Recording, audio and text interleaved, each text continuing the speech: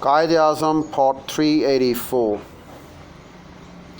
I beg your pardon, this is the original Quaid Azam Part 384.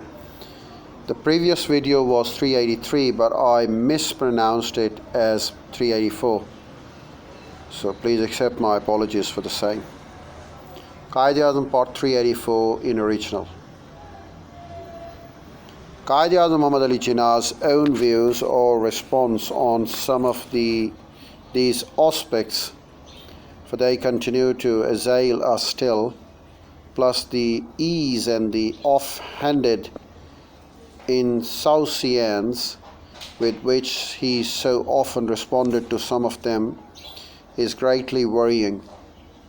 Besides, his thinking does often come across as fractured, not threaded through with a fundamental unity, the bonding glue of irrefutable logic or principle, and this from a man who lived on logic.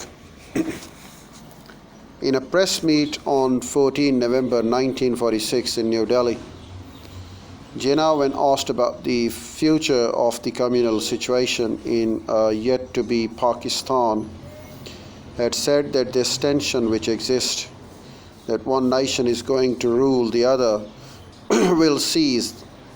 These minorities will then settle down as minorities.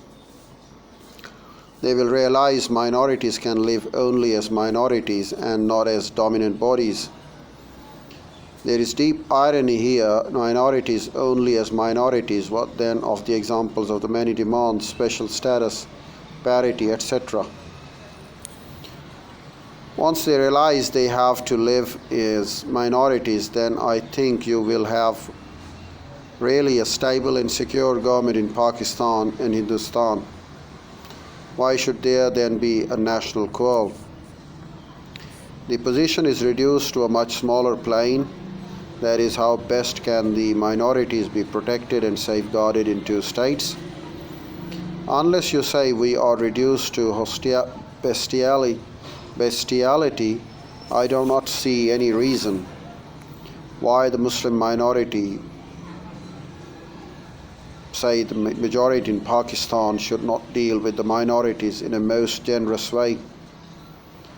Jinnah dismissed pan-Islamicism as an exploded bogey and declared, whatever others might say, I think that these two states of Pakistan and Hindustan, by virtue of contiguity and mutual interest, will be friends in this subcontinent. They will go to each other's rescue in case of danger and will be able to say hands off to other nations. We shall then have a Monroe Doctrine more solid than in America. I'm not fighting for Muslims, believe me. When I demand Pakistan, he said, adding Pakistan and Hindustan alone will mean freedom to both Hindus and Muslims. Sadly, I reflect what then has happened to these noble thoughts. To all these many expectations, was it a kind of premonition that had persuaded Gandhi reflectively to jot that Jinnah had declared that in Pakistan the minorities would, if possible, have better treatment even than the Muslims?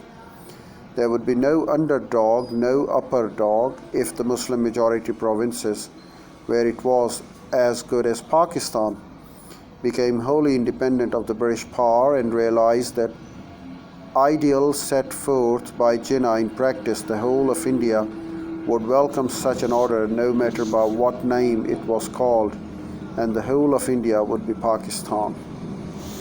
The need then, as now, remains for a little more understanding, some greater accommodation of the other viewpoints, accepting the limitations of the imported concepts, notions, and transientisms, for all those were eventually ground into the dust by time.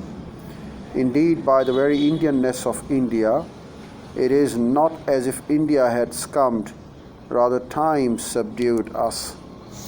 As for democracy, India effectively transformed this globally proclaimed instrument of equality into an effective device for dividing, how absolutely exceptional.